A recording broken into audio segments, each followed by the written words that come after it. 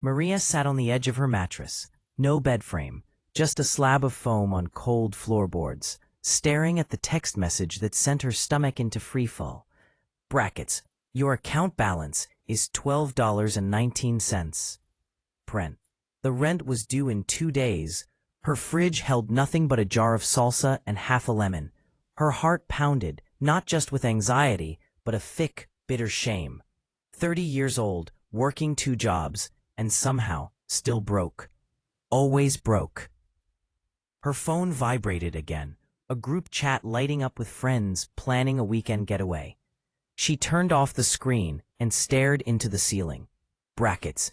I work too hard to be this poor. Maria wasn't dumb. She just didn't know how to stop the bleeding. Every month felt like a fight for survival, a financial version of whack-a-mole.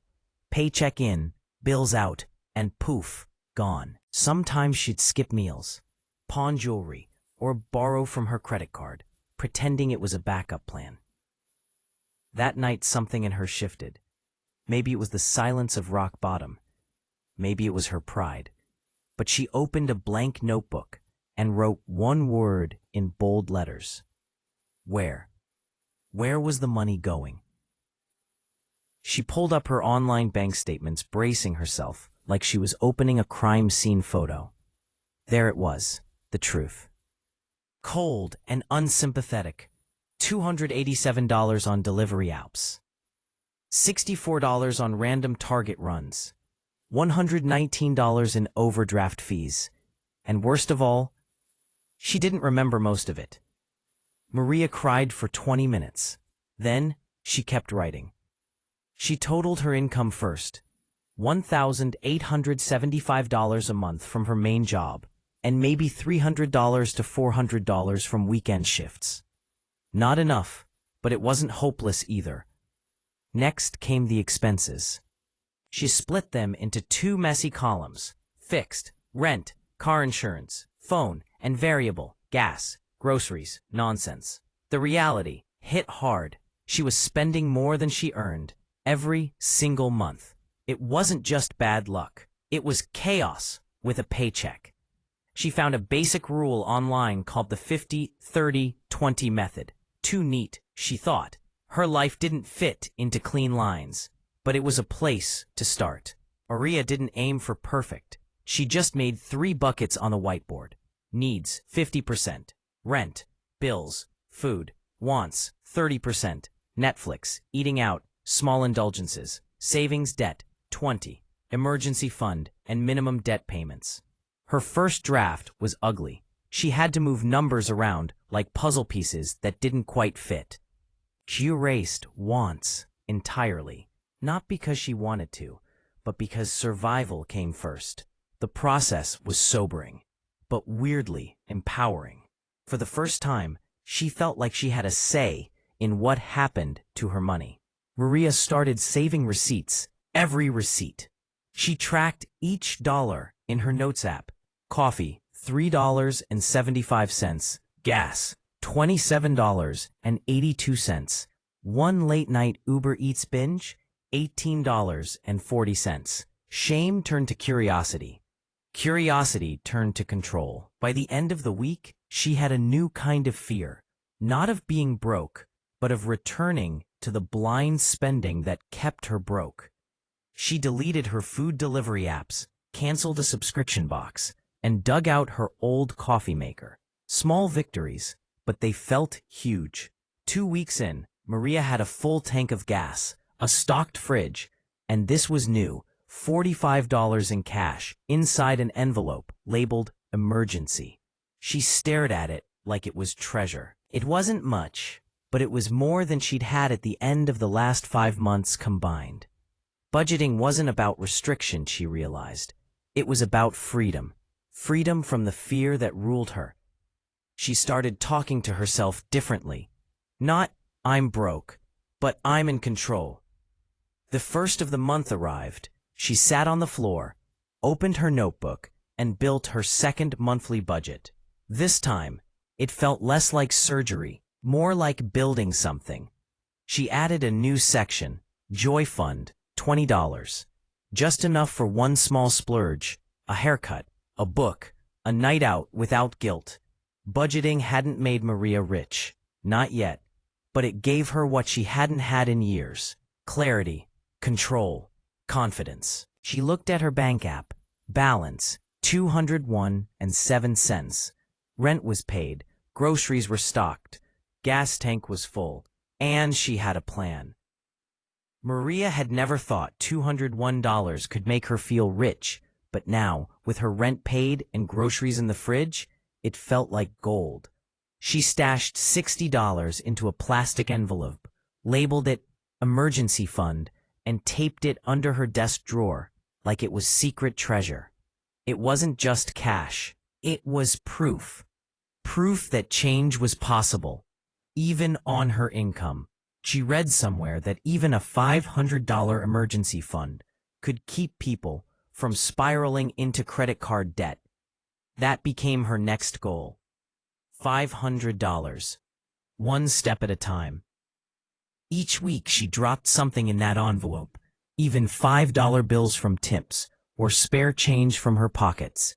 It became a ritual, a promise to her future self. Maria had always thought about doing freelance work, but never believed she had the time. But now that budgeting had opened up her nights, no more fast food runs or mindless scrolling, she had space. She offered weekend pet sitting gigs through a local app and posted a flyer in her building. It didn't pay much, but every $20 she made from walking someone's cranky Pomeranian went straight into her savings jar. More importantly, it taught her something no job had ever done. I can earn more without working myself into the ground. She used to feel like spending money was a guilty pleasure. Now, it was intentional. She started asking herself one question before every purchase. Will I still be glad I bought this a week from now? That one line saved her from late-night impulse buys, overpriced lattes, and emotional shopping on bad days. She swapped convenience for planning. Leftovers became lunch. A reusable water bottle replaced her vending machine habit. She wasn't trying to be frugal to suffer. She was doing it to choose better. Maria had 3 credit cards. 2 maxed out, 1 barely used. She avoided them like they were abusive exes. But now that she was building financial strength, it was time to face them. She listed her balances, interest rates, and minimum payments. The numbers were terrifying. Over $4,000 total. Her stomach flipped. But she took a deep breath, grabbed a highlighter, and marked her smallest balance. $317. It was high interest, but within striking distance. She started paying extra, just $25 more a month. Watching that balance shrink felt like she was chipping away at a wall she'd built around herself. Each month, the debt lost power. She gained it. 3 months into her new financial life, the unexpected hit. Her car battery died. Old Maria would have panicked, maybe skipped rent or used her credit card in desperation. But this time, she opened her desk drawer, counted the bills in her envelope, and smiled. $523. Enough to fix the car with money left over. She cried. But they weren't scared tears. They were tears of relief. For the first time in years, a financial emergency didn't feel like a personal failure. With her debt shrinking and savings growing, Maria finally gave herself something she hadn't had in months: permission to enjoy her money. She budgeted $30 for a solo movie night, popcorn included. She planned it in advance, didn't stress about it, didn't feel guilty afterward. This wasn't falling off the budget. It was part of the plan. Joy was no longer a threat to her financial goals. It was a reward. And she realized being disciplined doesn't mean being miserable. One night, Maria's friend Melissa vented about being broke. "I don't even know where my money goes," she said. Maria smiled. I used to say the same thing. I started budgeting. It changed everything. Melissa blinked. You? Budgeting? Maria laughed. I know. I used to roll my eyes at people who tracked every dollar. Now I'm one of them. But it wasn't about spreadsheets. It was about awareness and empowerment and, yes, finally, hope. She wasn't preaching, she was sharing, and maybe, just maybe, becoming an example. 6 months in, Maria reviewed her budget with confidence. Her savings had grown to $880. One credit card was completely paid off. Her stress was lower, her fridge full, and her decisions more thoughtful. She didn't have a six-figure income. She didn't win the lottery. What she had was control, a plan, a second chance. Maria still had a long way to go, more debt to conquer, more savings to build, but she wasn't living paycheck to paycheck anymore.